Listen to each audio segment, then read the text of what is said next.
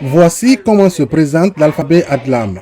Composé de 28 lettres de 10 chiffres, l'alphabet Adlam s'écrit de la droite vers la gauche. Les cours d'Adlam sont gratuitement dispensés dans les différents centres d'apprentissage installés partout à travers le pays et le nombre d'apprenants ne fait que croître. C'est le cas dans ce centre situé dans la banlieue de Conakry, la capitale guinéenne. Ici, hommes et femmes de tout âge apprennent à lire et à écrire avec l'alphabet Adlam. Tous sont unanimes sur les avantages qu'offre l'apprentissage de l'Adlam.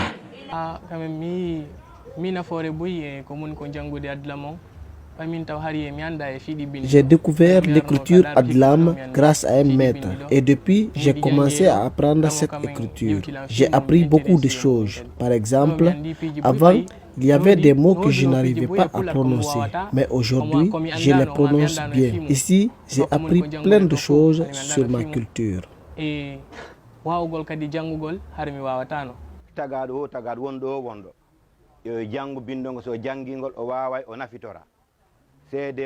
Chaque homme, chaque créature doit apprendre l'écriture de sa communauté, car cela va lui servir. La Chine, par exemple, n'avait pas d'écriture propre à elle et se sont battus pour avoir une écriture et elle a reçu une identité. L'écriture Adlam n'est pas destinée à une seule communauté, mais tout le monde peut s'en servir.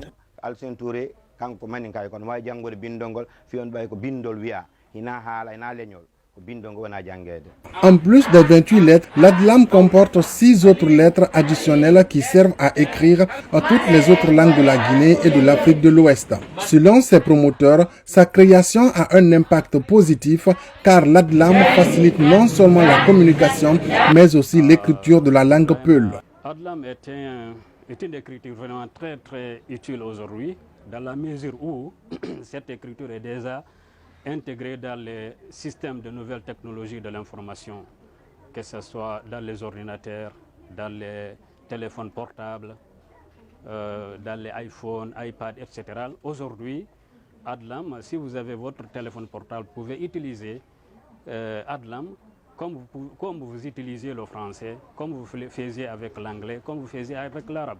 Donc voilà pourquoi aujourd'hui Adlam est en avance. Donc c'est pourquoi aujourd'hui Adlam est en train de rayonner sur l'échelle nationale et internationale. Chaque État a ce qu'on appelle sa politique linguistique. Et avec cette politique linguistique, on parle à l'intérieur de la gestion des langues, de l'aménagement linguistique en quelque sorte.